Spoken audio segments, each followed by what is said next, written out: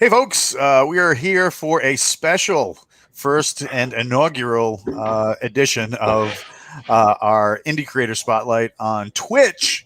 And today, to help kick us off, we have the Greyhawk, Grognard. Joe, how are you doing, sir? I'm great. How are you guys doing? Living the life of Kung Fu Supermodel.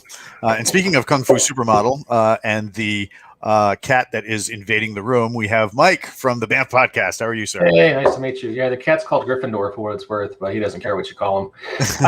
Yeah, great to be here. Nice to meet you, Joe, and nice to be streaming on the Science Fiction Writers Play Old School D&D Twitch channel, as well as all the usual BAMF locations. So. Hell yeah. Plus, right now we're broadcasting on YouTube as well. So real quick, Mike, for those of you who are not familiar, what's on your wanted poster? I'm sorry, what? I'm sorry, Joe. I'm like, well, okay, you guys just have a chat and I'll sit here and be cordial. I'm going to say wanted for near copyright infringement. Aren't we all? Yeah, thank God for the OGL, right? Yes, indeed. So you run the Greyhawk Grognard podcast as well as a blog of the same name. Can you tell us how you got involved in that? Well, this was a long time ago. I started the blog more than 10 years ago. Back when, that was the time when the forums were just kind of fading out and the blogs were just getting hot. And I thought I should start myself a blog. And I just wrote any old damn thing I could think of. And then just recently, like last year, I thought, hey, people aren't going to blogs anymore. I better do a YouTube channel. So I've just basically been chasing fame for the last 20 years. And here, this is just the latest stop. Do you think the price of fame is worth paying? I mean, the groupies, the price it takes on your personality, not being able to go shopping, without being I want to know when my first groupie shows up at a con. That's awesome. So no groupies as of yet. I've had people recognize me, which is actually something that's disconcerting in and of itself. But like Gary Con, I expected. Mm-hmm. Right. At like some podunk con in Northeast Pennsylvania. And people like, oh, I read your blog. It's like, damn.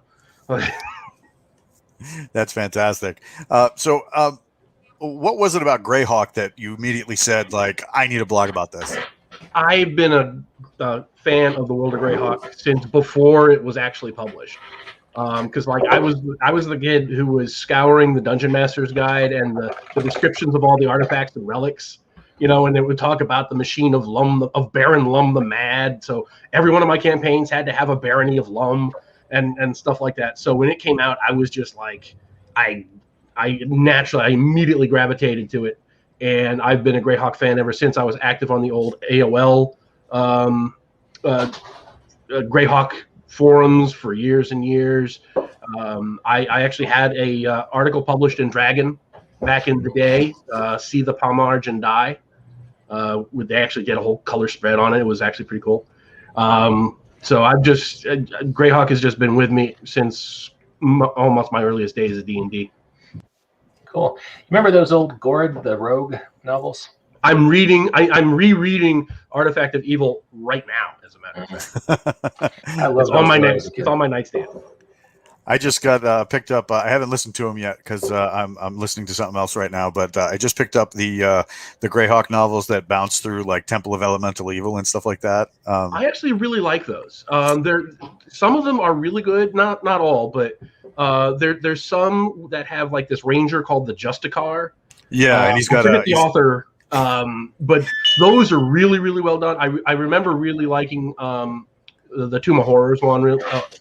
And I remember that the one they did for Descent into the Depths of the Earth was really cool because it showed you a completely different way to use D1 and D2 and D3.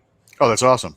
It uses the same setting, but the plot is just entirely different. And I loved that they could show a completely different way of using the modules in a novel 20 years after they were published. I was just stoked that they had that they were showing off a dude who had an intelligent hellhound pelt. I was like Cinders, yes. I was like, oh my god, I got to read this. That's awesome. So you started doing all this blogging and YouTubing and stuff like that. How did that lead to Adventures Dark and Deep? I did a blog post actually years and years ago, obviously, about Gary Gygax's intended second edition, and I plucked together a couple of things that he had in Dragon magazine. Like saying, "Oh, these are the new classes we're going to have, and this is the direction of the game and stuff." It was like 1983, 1984, like that, and I just put it all together, and I put a little, my text on the top and the bottom and stuff like that, and that one post got so much response, and people were like, "Well, when are you going to do it?" And it's like, okay, I will do it. Why not? Because this was. And the more I thought about it, it was like, this is the game I wanted to play in 1987. This is what I wanted. This was its first edition, and it has a whole bunch of other stuff. It's like Unearthed Arcana on steroids. It's not the direction that they went, because obviously Gygax left TSR and they had to go in a different direction with the rules. So it's not like the Wilderness Survival Guide or the Dungeoneer Survival Guide. It's much more player centric than DM centric. In terms of, there's more classes, there's more spells, there's more races. There are more monsters, but there's much more meat there for the players. Right on. And how was it received? It seems like it got some pretty good reviews. Yeah, people like it. It's a little bit of an outlier in the OSR, because OSR tends to be rules light, and because Adventures Dark and Deep is based on first edition, it is very much not rules light. It is. It uses weapon speed in the initiative. It actually works, because when you actually run it right, it just goes boom, boom, boom, boom. Yeah, as opposed to all the tracking weapon speed over segments and stuff like that. Well, the way it works is you take your weapon speed and you add it to your D6, and then you just count up from there. So like I go 1, 2, 3, I go 4, 5. Okay, the monsters go 6, 7. I go. And you either add your weapon speed or you add your casting time of your spell. And it just works so smoothly in practice once you get that, once you get the hang of it. How do you deal with encumbrance rules? I just use the same encumbrance rules that first edition had, and when I play, I just ignore it usually. Yeah. Although I did include the carrying capacity from the player character record sheet. It's like that was the only place you knew how many gold pieces could fit in a backpack. Was this one little table in the character record sheet instructions? And it's like, what? No, this is going in the rules. Just take it up. So it was like that. It was very much of a research project. I was finding stuff. I went through all of the errata that they had in Dragon magazine. I went through all the Q&As that Gary Gygax did in Dragon's Foot and Knights and Knaves and all those other places. And I scoured everywhere, and I put together these lists of all the changes and additions and stuff like that. And then I just started with first edition and started applying all those changes. And the result was Adventures Dark and Deep. It almost reminds me of these stories I heard about the people putting together the New Testament back in the days. You take this source and this, we think complements. That's kind of cool. Yeah. I have a fun encumbrance rules story, but it's short. The way we dealt with it was we had a donkey named Seymour who could always take one more step. Didn't matter what he was carrying or how much he was carrying. Seymour could always take one more step. So that was how we kind of hand wave encumbrance. Hey, real quick to talk about hand waving. I just wanted to shout out to 67 Indian, who just dropped a whole load of subscriptions in the chat. So he just subscribed to Tier 2 for 10 months. Thanks, man. Nice. Sweet. So now that's been exploded all over the screen, let's talk a little bit about the Kickstarter, right? Because you have the Kickstarter running. There's a lot to talk about and a lot to unpack with this, because obviously you have this based on Adventures Dark and Deep, but there's the big draw for this. We were talking a little bit before the show started, and I said that the thing that drew me in were the covers, and we'll get to that in a minute, but. You had, you have this this thing that says right off the bat, old school. This is for old school games. Can you talk about that a little bit? Well, I mean, when you look at it, there very much is a look and feel that people who know will recognize it instantly. It doesn't have to say for old school games. You look at that cover, you look at the font, you look at the layout and everything, and and the interiors are the same way. It's going to use the same font. It's a black and white interior with black and white line art, and it's very deliberate. I want to evoke 1987. This is supposed to be Unearthed Arcana 2 and Monster Manual 3. Nice. That's the idea. And originally, what happened was I had, in addition to the Adventures Dark and Deep as a game unto itself, I also had this book, which is a curious volume of forgotten lore, and this has some of the new stuff. So the idea was, if you're already running a game, you could just grab that book and you could take the character classes or the races or the combat or whatever and just plug it into your already existing game. And it was a little weird the way it worked, though, because I actually published that before Adventures Dark and Deep was really done. So it didn't have everything. There's a ton of monsters that didn't make it in there, and the rules were kind of still rough around the edges and stuff. I mean, people like it. It's very useful still. But these two new books are each the size of this one book. Nice. So this is all new stuff. This is not a game unto itself. This is intended to be a supplement for the game you're already running. But there's also enough new stuff in there. I mean, it basically doubles the size of that original book that these are replacing.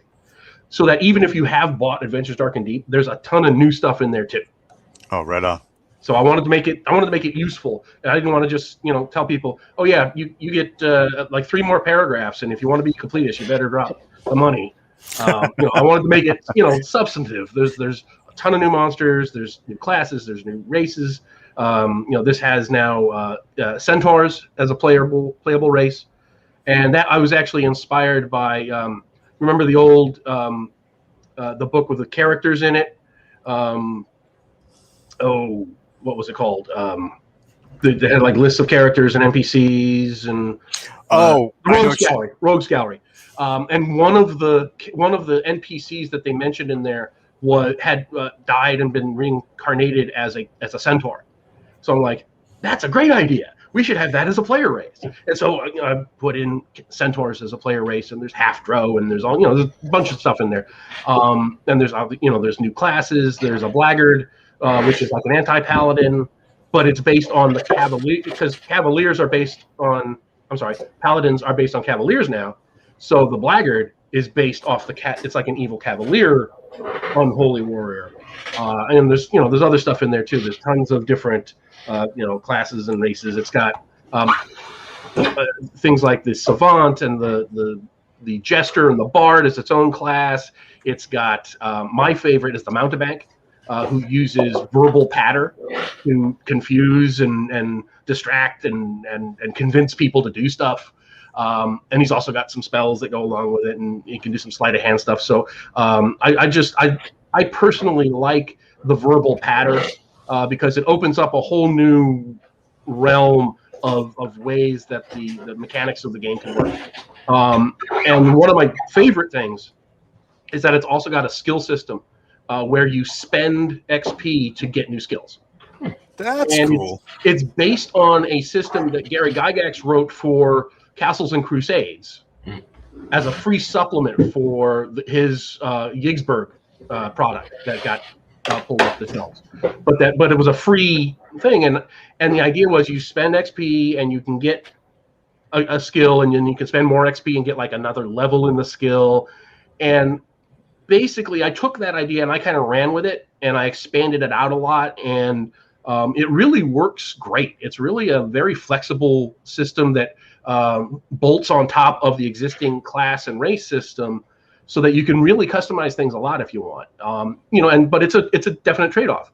You're taking, especially at early levels, you're losing 1,500, 2,000 XP to learn a given skill. That's a big hit. Even at higher levels, you want to start getting higher levels of your skills. Those amounts just start increasing a lot. So you're losing 15,000 XP to get that third level of, diplomacy or whatever, or generalship. It's really going to be a hardship. In fact, I used that in my Oriental Adventures book for the kung fu system. So like anybody can learn kung fu. You know, you can have a thief or a magic user or a cleric with kung fu, but they have spent XP to learn different styles of kung fu. So you can do all kinds of crazy stuff with the skill system. Do you know kung fu? I was a yellow belt in Taekwondo when I was 8. Nice.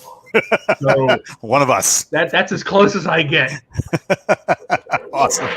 So, when people jump into the Kickstarter, what's some of the things that they're going to notice right off the bat? Starting with the Book of Lost Lore, what's some of the things that we're going to get in there? Well, I went, a lot of what I just talked about is in that Lost Lore book. There is, there's the new races, the centaurs, there's forest gnomes, half-drow classes. They got the bard, the jester. The skald is kind of like a bar. You know how the barbarian has his own culture that he comes from. The skald is a bard that comes from a barbarian culture. So he's got some of the verbal patter of a bard, and yet he's also got like some of the wilderness skills of the barbarian. So it's kind of mixing it up. The blackguard is the anti-paladin. There's the mountebank, who's kind of the con man, subclass of thief. There's the mystic, who's a subclass of cleric that deals with divination and dealing with extraplanar creatures a lot. There's the savant, who is a subclass of magic user. They have a lot of informational spells. In fact, if you talked about the Gord the Rogue books, you saw a savant and a mystic in one of the later books when they're fighting Gravestone, the uber evil magic user guy. Two of the high level characters in there are savants and mystics, which I thought was really cool, and I took a little inspiration out of that. There's the new combat system, which replaces but is also backwards compatible with the existing combat system. It's very closely aligned, but you don't lose anything. I've played modules like the Giants modules or Tomb of Horrors or something like that, straight with Adventures Dark and Deep with no conversion necessary. It's just completely compatible. And right these two books especially, because they're made to be modular. You don't have to take everything. If you just want to use a mountebank in your first edition game or your Swords and Wizardry game or something like that, you could just take it and plug it in, and it'll work. It uses descending armor class, so you'll have to do that little math on the fly, but that's doable. There's an alternate treasure system, which it gets a lot more detail. Rather than everything always being coins, now you can have artworks and luxury items and like bales of cotton as treasure. Because back in the original Monster Manual, if you find like a merchant caravan and they're going along in their wagons and everything, all of their treasure is conveniently in coinage, whereas reality, they're going to have tanned hides and they're going to have casks of oil and things like that. Cloth and all that junk. Right, yeah. And and different kinds of of monsters are going to have like different mixes. Some might have more gems, some might have more luxury items. So there's a whole system for that, depending on how detailed you want to go. Is there a monster specifically in the Book of Lost Beasts that deals in beer? No, but there will be after this. Yes. Actually, no, I am wrong. There is. There's something in there called a chloricon. It's a relative of the leprechaun, and it makes you drunk when it hits you. Oh, that's awesome. It uses the intoxication rules from the original game, and it makes you drunk every time you hit it. You lose coordination and you lose points of dexterity and stuff. So yes, there actually is an alcohol-based monster in there. It's like fighting Sam Adams. Yes, exactly. That's great. So aside from that particular monster, what are some of the monsters and things that people can expect in the Book of Lost Beasts? Well, a lot of the new monsters, obviously were in the original game, but what I've also done is gone through all of the other modules that I've printed over the years, like Castle of Mad Archmage and all of its expansions and some other adventures that I've written, and I've combined all them in here as well. And I've also created, I think there's something on the order of 70 brand new, never before seen anywhere monsters. I also like to fill in the corners. So, in the original game, there weren't any real lawful good there wasn't a whole hierarchy of lawful good planar things. So I have a whole thing of angels. There's virtues and thrones and principalities and things like that. There's quasi-elementals for all the quasi-elemental planes, and I fill on all those kinds of things. There's animated statues. I'm literally looking at the thing right now. Animated statues. There's more animal lords. Like the cat lord was in. I remember him. He was cool. Yeah, right. He was cool. Now there's a dinosaur lord and a rat lord and a couple other things. There's a bunch of magical plants because one of the things that I always thought was lacking was that if you're out in the wilderness, there's not a lot of plant beasts, plant monsters that you can find. It's all, things coming out of trees and stuff. So I did a whole bunch of plants. There's more fungi and things like that. There's there's undead dragons. There are undead dragons that match different undead types. So there's a blood dragon, which is like a vampire dragon. There's a spectral dragon, which is like a ghost dragon and things like that. There's the wailing dragon, is my favorite. It's an undead fairy dragon that has the same kind of wailing powers as a banshee. Sold. I mean, I already backed it, but it's like because it's so despondent at having been evil in its lifetime that it missed out on all the joy of being a fairy dragon. So now it's wailing its despair throughout eternity. Oh my God, that sounds like me in my 20s. I'm glad you clarified because I was thinking Moby Dick when you said whaling. Yeah. There's Ifriti hierarchies. There's actually for all the genie types.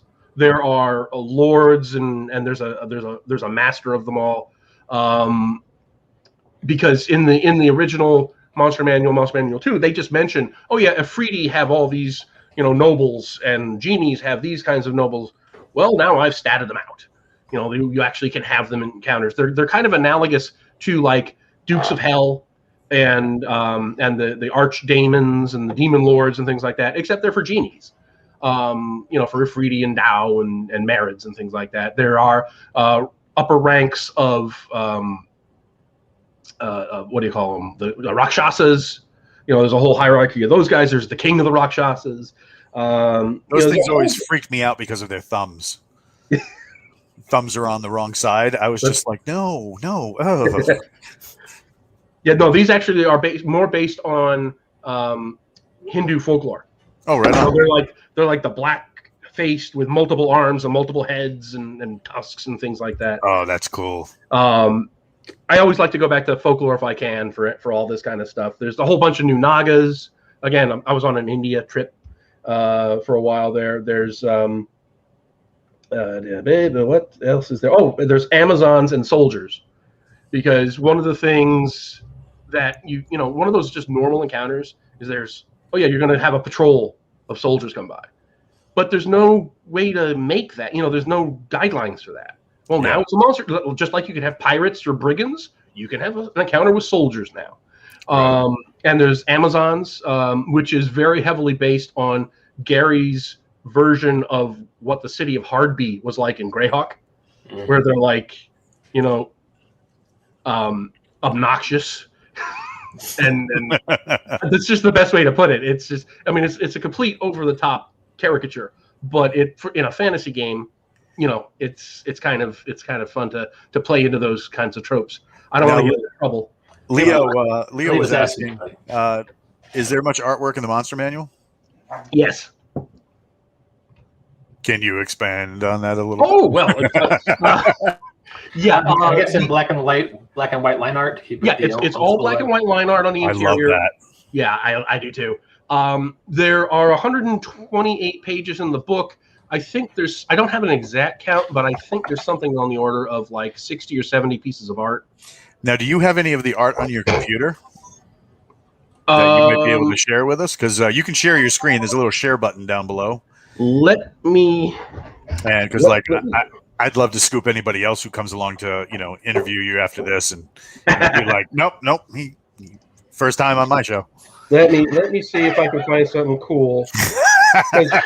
Walt needs those Kickstarter promotion bragging rights. Because bear in mind that some of this already appeared in the original bestiary. So a lot.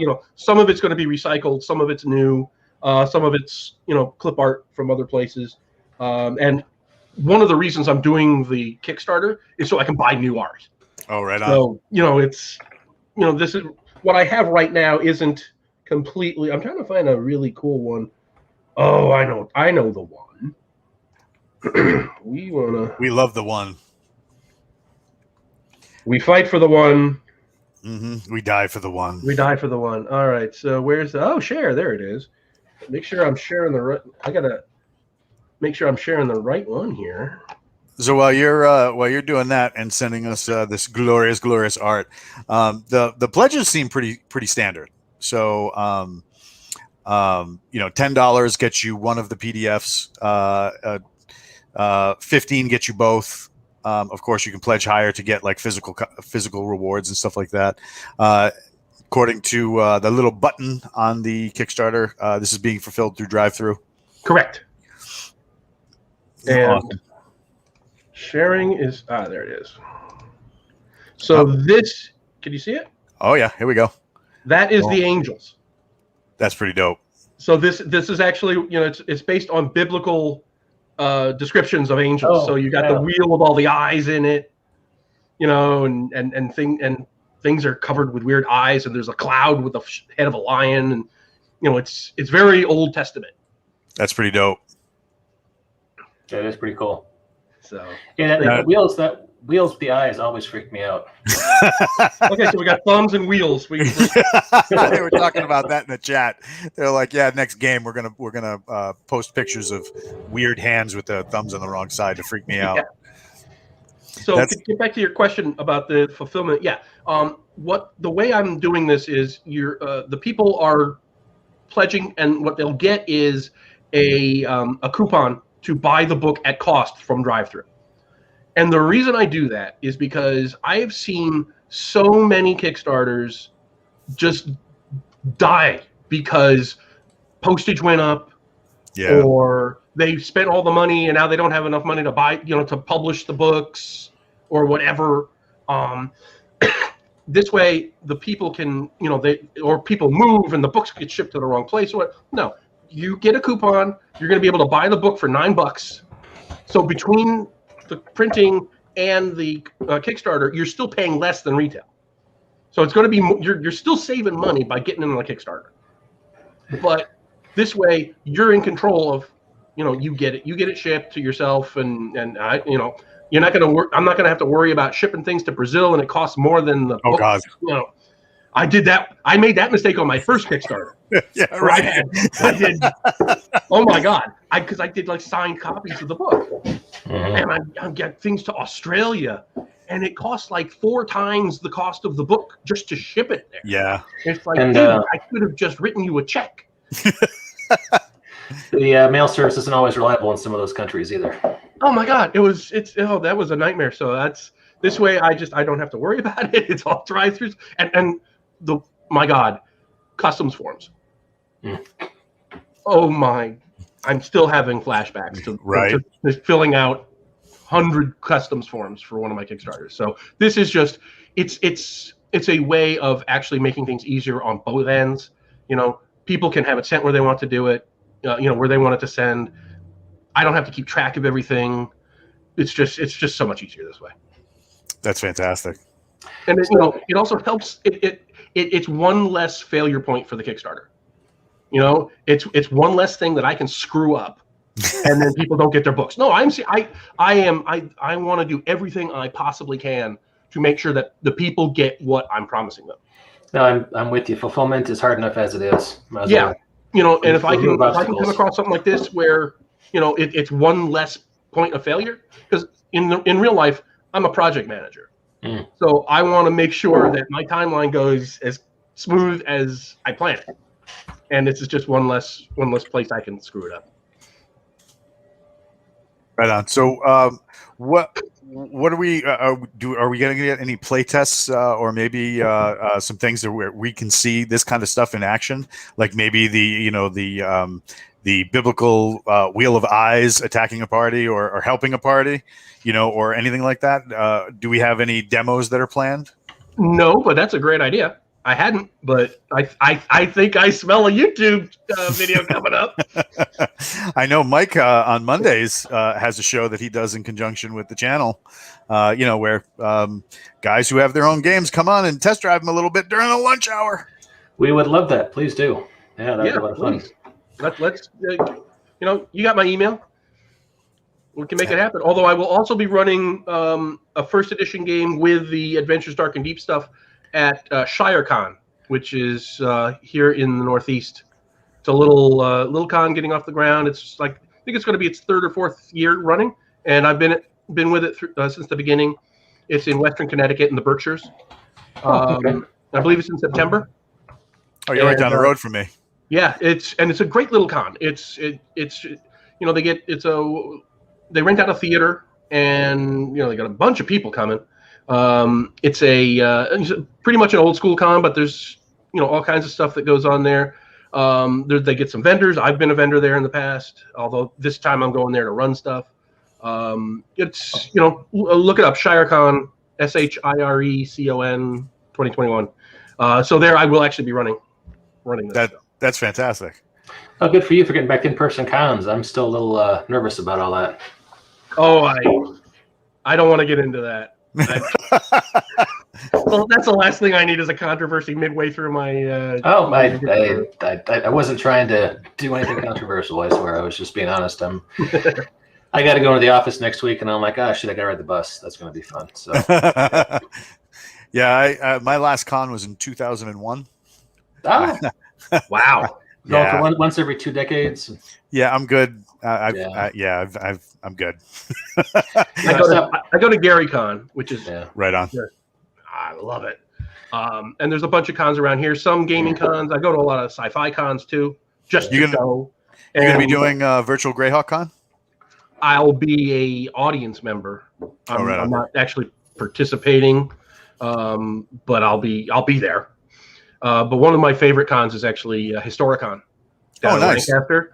It's historical wargaming all weekend long, and it's like coming home. That's fantastic. Have you done like reenactment and stuff like that? I actually, in my younger days, I did some reenactment stuff. I did some Roman reenactment. I was an SCA guy back in high school and college. Went to dance practice to meet girls. Like you do. As one does. So yeah, I've done some reenacting. But lately, I mean, I love the role playing. I love war games. You can probably see behind me the big giant ogre box in the background. Yeah, I still have the picture. That's the ogre designers edition from the Kickstarter. I still have a picture of the UPS guy staggering down my driveway with it. Oh my God, what's in this? Because it weighs like 50 pounds. It's crazy. But I've got a bunch of like old SPI games and stuff like that. But I also do a lot of miniatures. I've got. You can probably see the edges of the boxes there, the old AD&D miniatures. And I got a bunch of the old Grenadier stuff, and I do historical minis. I do all kinds of stuff. I've actually got a fleet of 2400 Renaissance galleys. Oh my God! So if I can only find some rules, I'll be all set. But I've got painted minis for it. You're not fucking around. You're serious about that. That's cool. Oh yeah, right. I can bring them. I can get them out if you want. I have no doubt. I believe it completely. My kid has been trying to do that. He's I had to talk him out of Axis and Allies last time we were at the game store. Oh yeah. Oh, that's a money drain right there. Mm-hmm. Yeah, it's a money and time drain. He's 8. He doesn't have the patience for all that. And I was like, maybe in a few years, buddy, not just yet.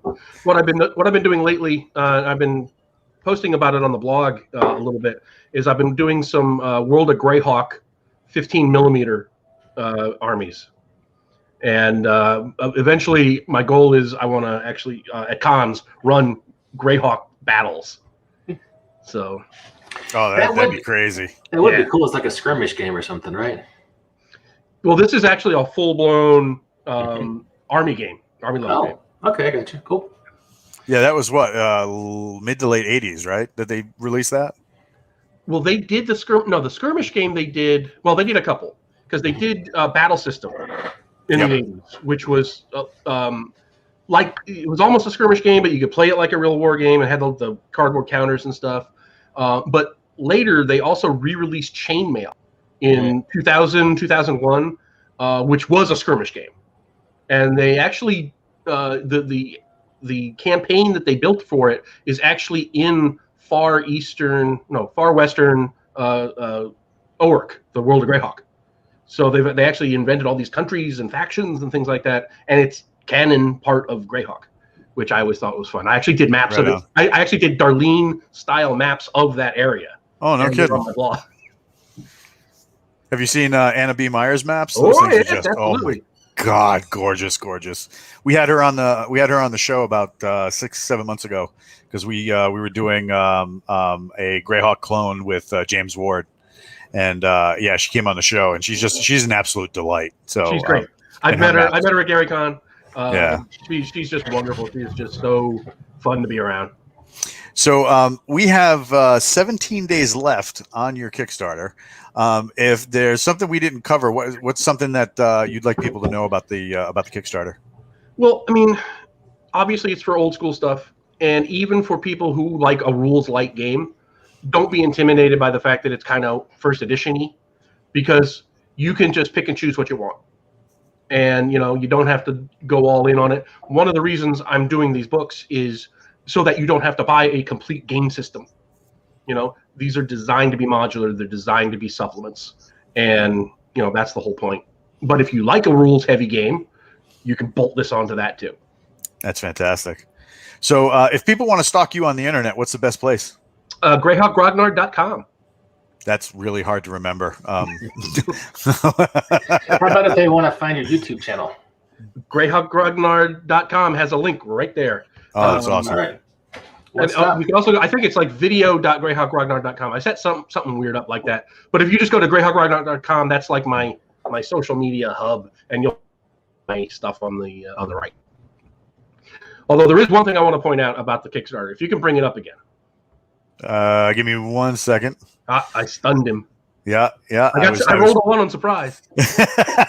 I was transitioning to another screen. You stunned him and didn't have to use pictures of awkward thumbs. No, Leo's been sending me stuff in the chat. Oh my God. Yeah, it hurts. It hurts the brain. It hurts the brain. Got you right here, sir. So if you look at the number of backers, this Kickstarter is actually my most popular one. This is my 6th Kickstarter, and it's got more backers than any of my other ones. And that's awesome. And it's like the second most pledged one too. But what impresses me most is that more people want this than any of my other things, and I just love that. I the money aside, I think it's just great that there are more people interested in old school stuff, and I just love that. Geeking right out. I am. That's fantastic. So what I was going to show everybody is, they can go to your YouTube channel as well, where you have a mountain of content. So lots of videos. And an ever-changing hairstyle. We don't judge. But yeah, I particularly love the Santa hat. But I mean, lots of good content. You always have really good discussions, and there's a lot for people to enjoy on here. So if you are a fan of Greyhawk or the Black Widow spoiler-free review, please check out his channel. It's Greyhawk Grognard. Just right after the YouTube link, and then you should find it with no trouble. I just typed it into the search bar, came right up first time.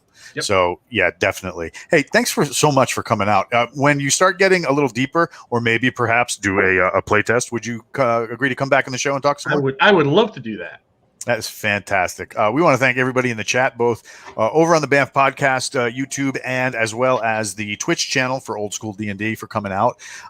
Thanks again for following and subscribing us. We really appreciate it. We're going to be back very soon from our hiatus to do more actual plays of the Forgotten Ruin role-playing game, and we'll catch you next time when sci-fi writers are playing Old School D&D. Thanks, everybody. Thanks for having me, guys. Had a blast.